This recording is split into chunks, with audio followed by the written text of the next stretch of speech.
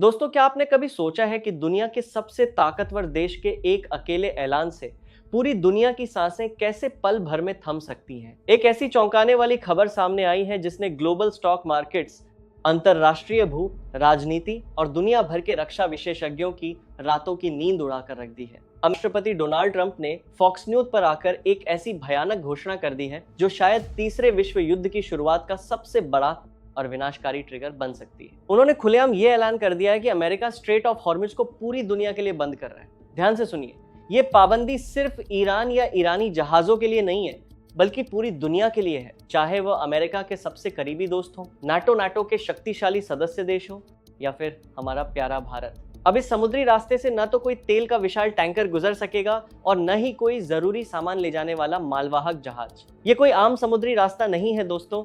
Straight of Hormuz दुनिया का वह सबसे अहम रणनीतिक चौक पॉइंट है जहां से वैश्विक तेल आपूर्ति का लगभग 20 से 30% हिस्सा रोज गुजरता है। सऊदी अरब, कतर, यूएई जैसे देशों से निकलने वाला लाखों बैरल कच्चा तेल और प्राकृतिक गैस इसी पतले से समुद्री रास्ते से होकर गुजरने के बाद ही पूरी दुनिया के ट्रांसपोर्ट सिस्टम्स और बड़ी बड़ी फैक्ट्रियों की प्यास बुझाता है। ऐसे में इस रास्ते को ब्लॉक करने का बाद सीधा सा मतलब है ग्लोबल इकोनॉमी की सबसे अहम और नाजुक नस को बेदर्दी से दबा देना। अगर ये नाकाबंदी थोड़ी भी लंबी चलती है तो शेयर बाजारों में भारी गिरावट आएगी, महंगाई आसमान फा देगी और वैश्विक संपत्ति यानी ग्लोबल वेल्थ का एक बहुत बड़ा हिस्सा पल भर में राख में तब्दील हो जाएगा। लेकिन अब सबसे बड़ा सवाल ये उठता है कि आखिर अमेरिका जैसी महाशक्ति ऐसी आत्मघाती चाल क्यों चल रही है?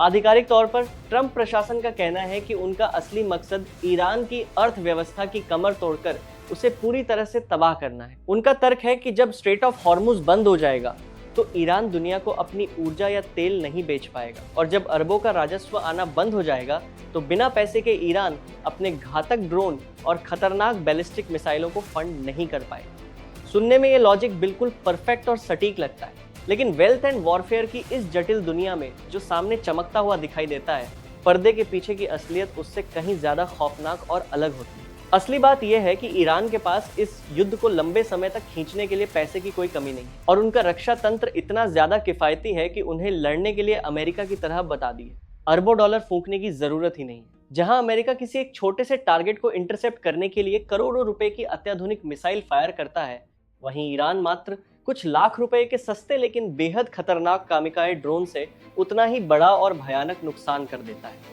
ईरान की अर्थव्यवस्था तो पहले से ही दशकों से चले आ रहे कड़े पश्चिमी प्रतिबंधों के बोझ तले बुरी तरह दबी हुई है और व्यावहारिक रूप से वह एक दिवालिया देश है। तो अमेरिका इस नई नाकाबंदी से उनका और क्या ही नया उखाड़ लेगा। यहीं पर एंट्री होती है भू राजनीति के सबसे खतरनाक और गुप्त मास्टर स्ट्रोक की। अमेरिका का असली मकसद ईरान को रोकना है ही नहीं, बल्कि इस विनाशकारी युद्ध की धधकती आग में यूरोप और बाकी नाटो देशों को जबरदस्ती घसीटना है। जरा ठंडे दिमाग से सोचिए, रूस और यूक्रेन के युद्ध के बाद से ही यूरोप ने रूस से तेल और गैस लेना पूरी तरह से बंद कर दिया है। अब उनकी पूरी की पूरी ऊर्जा सुरक्षा सिर्फ और सिर्फ अरब देशों के रहमो करम पर निर्भर करती है। जैसे ही स्ट्रेट ऑफ हॉर्मुज बंद होगा, यूरोप के देशों में भयानक त्राहिमाम मच जाएगा। उनके पास न तो गायों के लिए तेल होगा, न कड़ाके की ठंड से बचने के लिए गैस। उनकी फैक्ट्रियां एक एक करके बंद होने लगेंगी और अर्थव्यवस्था ताश के पत्तों की तरह ढहने लगेगी। जब यूरोप हार मानकर अमेरिका के पास मदद की भीख मांगने जाएगा, तब अमेरिका उनके सामने अपनी असली शर्त रखेगा। वो कहेगा कि हम अकेले ईरान के इस जाल से नहीं निपट सकते। आप अपनी सेनाएं, अपनी एयरफोर्स और अपने युद्धपोत इस युद्ध के मैदान में उतारिए और हमारे साथ कंधे से कंधा मिलाकर इस रास्ते को खुलवाइए। ये नाटो को इस सीधे सैन्य संघर्ष में उतारने की एक बहुत ही सोची समझी और गहरी साजिश है, क्योंकि अमेरिका को ये बात अच्छी तरह से समझ आ चुकी है कि वो अकेले इस भयंकर दलदल से बाहर नहीं निकल सकता। इस पूरी खौफनाक चाल में हमारे देश भारत को भी घसीटने की पूरी कोशिश की जाएगी। हमारी सरकार पर कूटनीतिक दबाव बनाया जाएगा कि हम भी अपनी कैसे पड़ी भारत के जानते से की जाएगी।